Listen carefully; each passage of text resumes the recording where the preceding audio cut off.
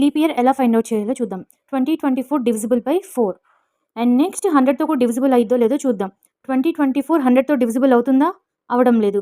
So 2024 4తో divisible అవుతుంది, కానీ 100తో divisible అవ్వట్లేదు. So it's a leap year.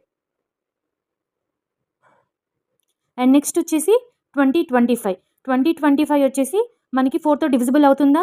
లేదు, రిమైనింగ్ మిగులుతుంది.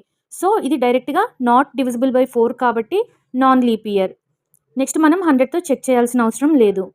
అండ్ నెక్స్ట్ ఏముంది క్వశ్చన్లో మనకి 1900. సో 1900 డివిజిబుల్ బై 4 చెక్ చేయండి. Yes, 1900 divisible by 4. నెక్స్ట్ మనం ఏం చేయాలి? 100తో డివిజిబుల్ అవుతుందా లేదా చెక్ చేయాలి. 100తో డివిజిబుల్ అవుతుందా లేదా? 100తో కూడా డివిజిబుల్ అవుతుంది. సో నెక్స్ట్ 400తో డివిజిబుల్ అవుతుందా లేదో చూడాలి.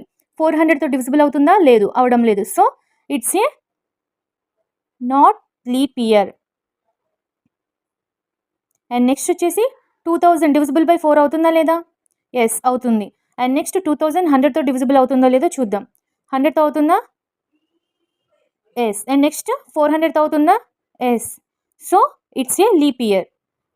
ఇంకా మీకు లీప్ ఇయర్ ఎలా ఫైండ్ అవుట్ చేయాలి ఏంటి అని ఏమైనా డౌట్స్ ఉంటే కనుక కామెంట్ సెక్షన్లో మెన్షన్ చేయండి.